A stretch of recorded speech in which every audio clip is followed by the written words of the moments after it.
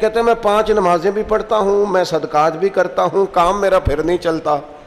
تو میں کہتا ہوں تمہیں پتہ ہی نہیں، نمازی کے لیے تو آزمائش ہے. جتنا جتنا ایمان کامل اتنی اتنی آزمائش بھی زیادہ. اور یہ میں اپنے پاس سے نہیں کہہ رہا. حضرت ابو سعید خدری رضی اللہ تعالیٰ عنہ فرماتے ہیں میں نبی پاک علیہ الصلوۃ والسلام کی خدمت میں حاضر ہوا اور حضور کے دست مبارک کو چومنے کے لیے میں نے اپنے ہاتھ جب آگے کیے تو تپش تھی، تیز بخار تھا نبی پاک کو. تو حضرت ابو سعید خدری رضی اللہ تعالیٰ عنہ ارشاد فرماتے ہیں کہ میں نے، یہ سنن ابن ماجہ میں موجود ہے، فرماتے میں نے عرض کیا یا رسول اللہ صلی اللہ علیہ وسلم اتنا تیز بخار؟ حضور فرمانے لگے ہم پر جو آزمائشیں آتی ہیں نا انبیاء پر، وہ عام لوگوں سے دگنا آتی ہیں. یہ تو لاڈلے ہیں، یہ تو محبوب ہیں اللہ کے.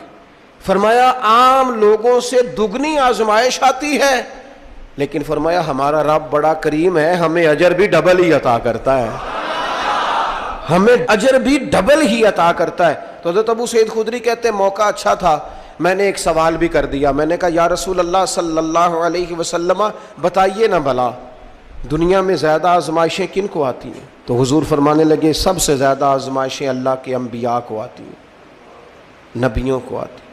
حضور اس کے بعد فرمایا اس کے بعد جو ان کے زیادہ قریب ہوتا ہے اسے آتی ہیں. لوگ کیا سمجھیں گے امام حسن کی آزمائش کو؟ لوگ کیسے سمجھیں گے سیدنا امام حسین کی آزمائش کو؟ فرمایا جو ان کے زیادہ قریب ہوتا ہے اسے زیادہ آزمائش آتی ہے. تو حضور کے سب سے قریب تو امام حسن ہے نا، امام حسین ہے نا.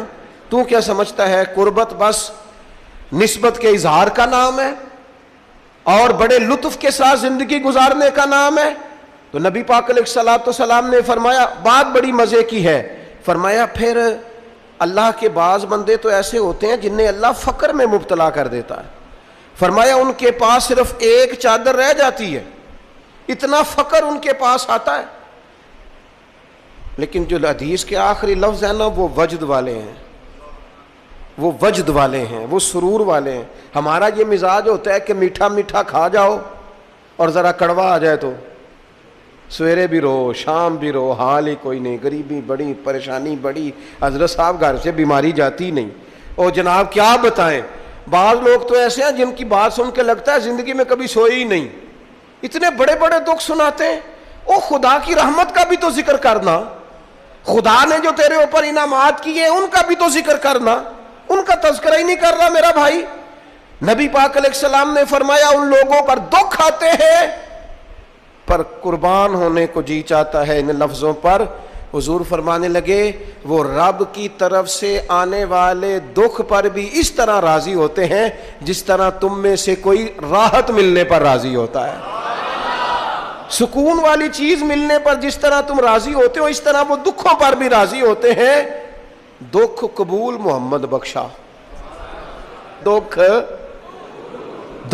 قبول محمد بخشا. پر ایک شرط لگائی چھوٹی سی میاں صاحب نے، انہوں نے کہا 100 دفعہ قبول ہے، دکھ 100 دفعہ قبول. دکھ قبول محمد بخشا پر راضی رہن پیارے.